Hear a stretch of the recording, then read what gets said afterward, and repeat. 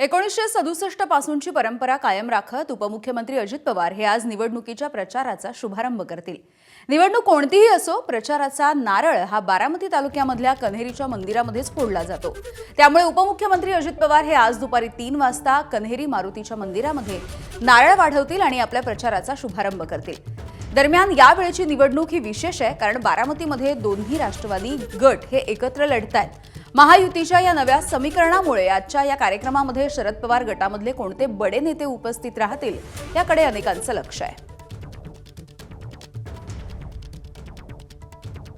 जिल्हा परिषदेच्या निवडणुकीच्या प्रचाराचा शुभारंभ उपमुख्यमंत्री अजित पवार यांच्या उपस्थितीमध्ये बारामती तालुक्यातील कणेरे इथल्या मारुतीच्या मंदिरामध्ये नारळ वाढवून करण्यात येणार आहे। त्याची तयारी जी आहे ती पूर्ण झालेली आपण बघू शकतो।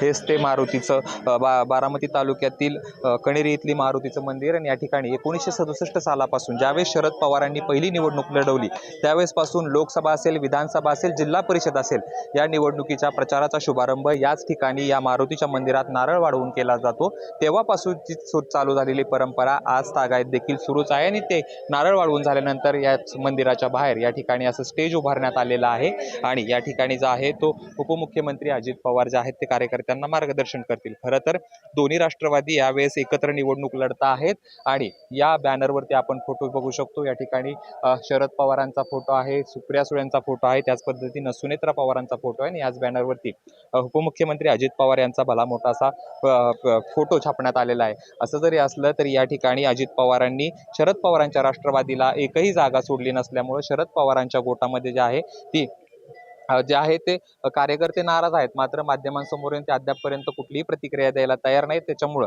या ठिकाणी एकत्र जरी निवडणूक लढवत असले तरी या ठिकाणी कुठले नेते या ठिकाणी येतात हे पाहणं महत्त्वाचं असणार आहे। मात्र शरद पवार गटाचे बडे नेते या ठिकाणी येणार नाहीत, स्थानिक नेते या ठिकाणी येतील आणि जे आहे ते कार्यक्रमाला हजेरी लावतील। खरं तर राष्ट्रवादीच्या विरोधात या ठिकाणी भाजप आणि बसपाचे उमेदवार असणार आहेत। अजित पवारांनी एक जागा जी आहे ती कमळाच्या उमेदवारासाठी सोडलेली आहे। त्याच्यामुळं शरद पवार गटामध्ये आणखी नाराजी आहे। जर एखादी जागा तीच जागा आमच्या कार्यकर्त्यांना दिली असती तर आम्ही लढवली नसती का, असा सवाल जो आहे ते या ठिकाणी शरद पवार गटाचे नेते जे आहेत किंवा कार्यकर्ते जे आहेत ते उपस्थित करताना पाहायला मिळतात। मात्र माध्यमांसमोर येऊन कुठलीही प्रतिक्रिया देताना आपल्याला शरद पवार गटाचे नेते पाहायला मिळत नाहीत। असं जरी असलं तरी दोन्ही राष्ट्रवादीचा या ठिकाणी जो आहे तो आज प्रचाराचा शुभारंभ होईल। दुपारी 3 वाजता उपमुख्यमंत्री अजित पवार या ठिकाणी येतील आणि प्रचाराचा नारळ फोडतील। नेमका अजित पवार कार्यकर्त्यांना काय मार्गदर्शन करणार हे पाहणं महत्त्वाचं असणार आहे। कॅमेरा पर्सन उमेश सह जयदीप भगत, एबीपी माझा, बारामती।